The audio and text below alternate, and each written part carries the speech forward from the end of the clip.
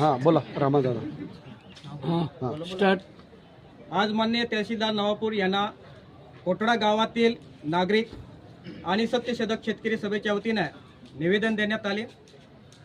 कोटडा गावामध्ये आणि परिसरामध्ये जी MIDC आलेली आहे त्या MIDCची दादागिरी इतकी वाढली आहे की ग्रामपंचायतीला न विचारता ग्रामपंचायतचं जे गुरचरण जमीन आहे किंवा शेतकऱ्यांच्या जमीन आहे त्या जबरदस्तीने हिसकवण्याचं काम हे नवापूर MIDC करत आहे.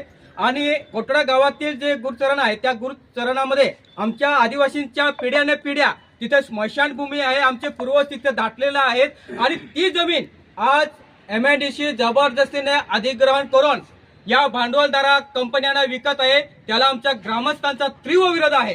आज जर ती MIDCने ती जमीन अधिग्रहण करून कंपन्यांना दिले तर आम्ही आमच्या स्मशानभूमी कुठे काढू?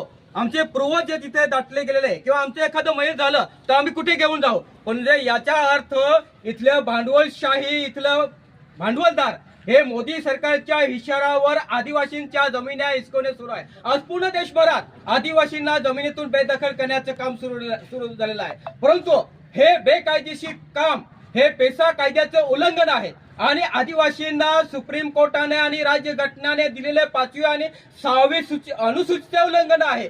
फक्त कागदपत्री पेसा कायदा हा सांगितला जातो, त्याची प्रत्यक्ष अंमलबजावणी होत नाही. ग्रामपंचायतीला न विचारता हे MIDC जमिनी अधिग्रहण करताय. आमच्या ग्रामस्थांची हीच मागणी आहे की पेसा कायद्या अंतर्गत आदिवासी अन्याय अत्याचार प्रतिबंध कायदा अंतर्गत या MIDCच्या अधिकाऱ्यांवर गुन्हा दाखल करायला पाहिजे आणि आदिवासींना न्याय द्यायला पाहिजे.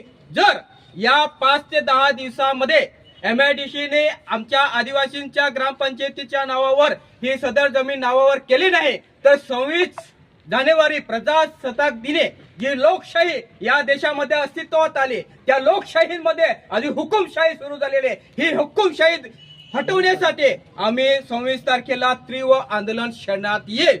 जर याच्यात कायदा सुव्यवस्था निर्माण झाली त्याला सर्वस्व जबाबदारी ही MIDC राहील हे आज आम्ही आपल्याला सांगतो आहे.